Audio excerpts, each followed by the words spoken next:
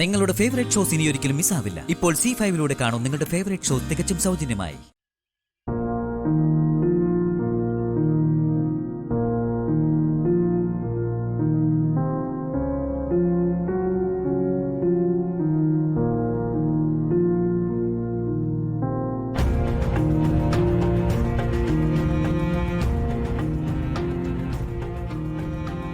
ശാലിനി, നമുക്കെന്നാ വിട്ടാലോ? അമ്മ സിദ്ധനെ കണ്ടിട്ട് ശ്യാമയുടെ ഭാവി പോലെ അറിഞ്ഞിട്ടേ വരുള്ളൂ എന്നാ പറയണേ. അപ്പോഴേക്ക് രോഹിത് ഇങ്ങെത്തിക്കോളും. അപ്പൊ നമുക്ക് പോവാം. ഇതിപ്പോ ഇന്റർവ്യൂവിന് സമയമാവുന്നല്ലേ ഉള്ളൂ. നമുക്ക് സിദ്ധൻ എന്താ പറയുന്നെന്ന് കൂടി കേട്ടിട്ട് പോയപ്പോരെ? ഇത് ഇന്റർവ്യൂവിനെ കുറിച്ച് നേരത്തെ എത്തണ്ടേ? ഇതേ സിവിൽ സർവീസാ, മറക്കണ്ട. സാരല്ലോ വിഷ്ണുട്ടാ, സമയത്ത് എത്തിയാ മതി. ഞാനെല്ലാം പ്രിപ്പയർഡാ. അതെ, തനിക്ക് എന്താ പറ്റി? എന്താ വിഷ്ണുട്ടാ? ഇന്റർവ്യൂവിന് റെഡിയാന്ന് പറഞ്ഞിട്ട് ആത്മവിശ്വാസം ഒന്നും തന്റെ മുഖത്ത് കാണാനില്ലല്ലോ. ആകെ പേടിച്ചു വരേണ്ടതുപോലെ. ഏയ്, എനിക്കൊന്നുമില്ല. എനിക്കൊരു കുഴപ്പമില്ല. വിഷ്ണുവിനെ തോന്നുന്നതാ. അല്ലപ്പോ താൻ എന്താ പറഞ്ഞു വരുന്നേ? ഇറങ്ങണോ അതോ നിൽക്കണോ? നിക്കാം. ശാലിനി, സിദ്ധം പറയുന്ന കാര്യം പിന്നീട് അമ്മയോടോ ശ്യാമയോടോ ചോദിച്ചറിയാലോ. ഇന്റർവ്യൂ മിസ്സായി എന്താ ചെയ്യാ?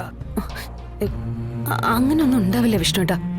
പിന്നെ വേറൊരു കാര്യോട് ഞാൻ പറഞ്ഞേക്കാം. ഇവിടെ കിടന്ന് തിരിഞ്ഞു കളിച്ചിട്ട് പിന്നെ അമ്മയുടെ കണ്ണിലെങ്ങാനും ചെന്ന് പെട്ട പിന്നെ വേറെ പ്രശ്നമാവേ. പിന്നെ അമ്മ തന്നെ ഇവിടെ പൊരിച്ചെടുക്കും. പിന്നെ മൂന്നോട്ടായിട്ട് തന്റെ ഇന്റർവ്യൂ വെറുതെ കൊളാക്കണോ? സത്യമ്മ കാണാതെ ഞാൻ ശ്രദ്ധിച്ചോളാം, പ്ലീസ്. ശരി, വാ.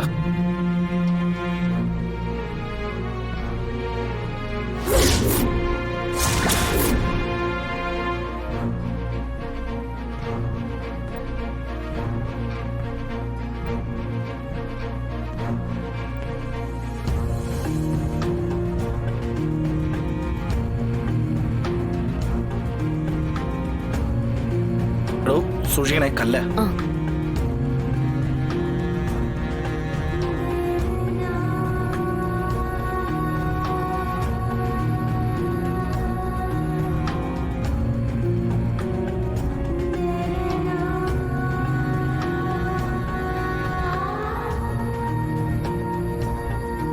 ദൈവം കനിഞ്ഞു നൽകിയ സന്താനം അമ്മയുടെ ഉദരത്തിൽ വെച്ച് തന്നെ മരണപ്പെട്ടിരിക്കുന്നു.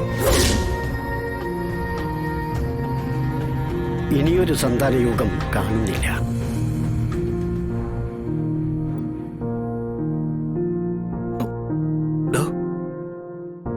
ഇയാൾക്കിതെന്താ പറ്റി? അല്ല വിഷ്ണുട്ടാ, സിദ്ധം പറഞ്ഞത് അത് അവരുടെ കാര്യല്ലേ. തന്റെ മുഖം കണ്ട തോന്നല്ലോ സിദ്ധൻ ശ്യാമയുടെ കാര്യം പറഞ്ഞെന്ന്. വിഷ്ണുട്ടൻ എന്താ അങ്ങനെ പറഞ്ഞേ? അത് ശരി, താനെന്തിനോട് ഇങ്ങനെ പേടിക്കും പരിഭ്രമിക്കുകയൊക്കെ ചെയ്യുന്നേ? ശ്യാമയുടെ കാര്യം ഓർത്തിട്ടാവും.